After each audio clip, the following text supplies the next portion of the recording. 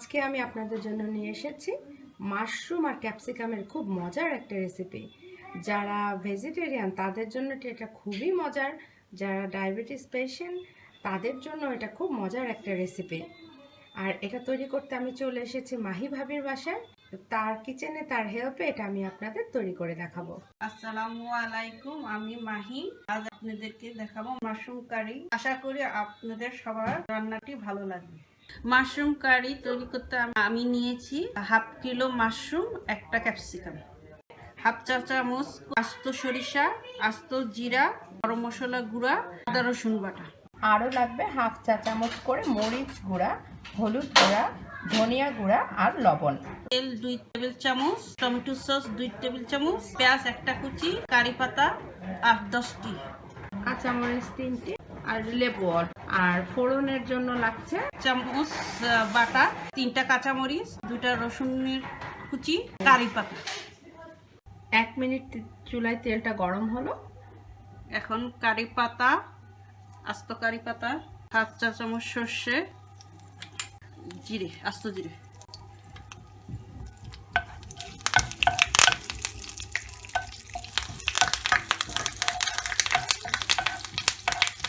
নেড়ে চেড়ে পেঁয়াজ কুচিগুলো দেওয়া হলো। আমরা এখানে একটা বড় পেঁয়াজ নিয়েছি, প্রায় হাফ কাপ মতো। কাঁচামরিচ 3টি,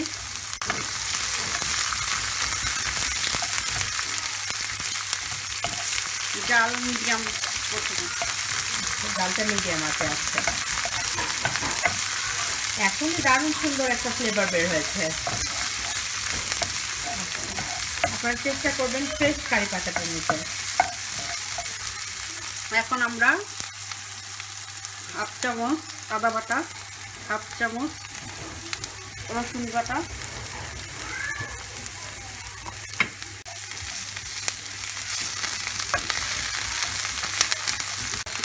সামান্য একটু পানি দেওয়া হলো। হাফ চা চামচ মরিচ গুঁড়া, হলুদ গুঁড়া, সামান্য একটু পানি দেওয়া হলো যেন মশলাটা লেগে না যায়। হাফ চামচ ধনে গুঁড়া, হাফ চা চামচ ধনিয়া গুঁড়া, ক্যাপসিকামগুলো দেওয়া হলো। চুলার জালটা মিডিয়াম আছে আছে। এখন 2 টেবিল চামচ টমেটো সস আর 2 টেবিল চামচ টমেটো সস দেওয়া হলো। এখন ভালো করে এটা মেশানো হচ্ছে। এখন হাফ চা চামচ গরম মশলা দেওয়া হলো।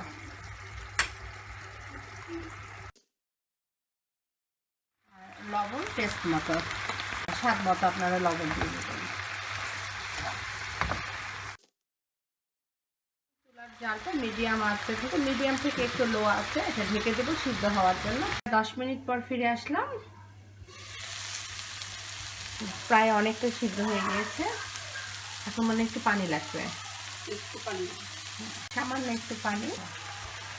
আর এখন লেবুর রসটা দিতে হবে। লেবুর রস বেশি দেওয়া যাবে না, বেশি দিলে টক হয়ে গেলে আর ভালো লাগবে না। সামান্যের জন্য আপনার লেবুর রসটা খুব সামান্য ইউজ করবেন। আরো 5 মিনিট, আরো 5 মিনিট পরে ফিরে আসছি।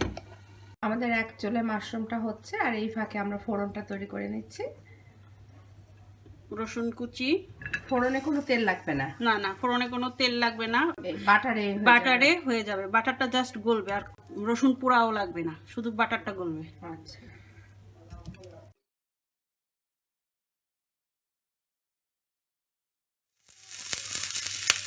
ফোড়নটা একটু অন্যরকম, বাটারটা গললেই হয়ে যাবে, রসুনও পোড়া দরকার নাই। ডায়াবেটিসের রোগীরা যদি খায় তাহলে অল্প পরিমাণে বাটার। যে সুন্দর ফ্লেভার বের হয়েছে, মনেই হচ্ছে ভীষণ মজা হবে। শেষ। দেখুন ফোড়নটা কিন্তু একটু অন্যভাবে দেওয়া হলো।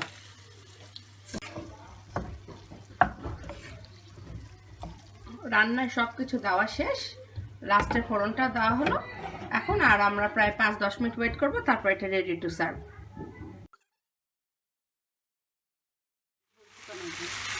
ঝোলটা একটু থকথকে হবে, এই জন্য ঢাকনাটা খুলে দেওয়া হলো। আর 1 মিনিট পরে এটা আমরা সার্ভ করব। এটা হয়ে গিয়েছে, এখন আমরা সার্ভ করব। ভীষণ সুন্দর, টকটক টকটক করছে। কালারটা সুন্দর আসছে। হ্যাঁ, আশা করি আপনাদের এটাও ভালো লাগবে। ধন্যবাদ। ধন্যবাদ সবাইকে।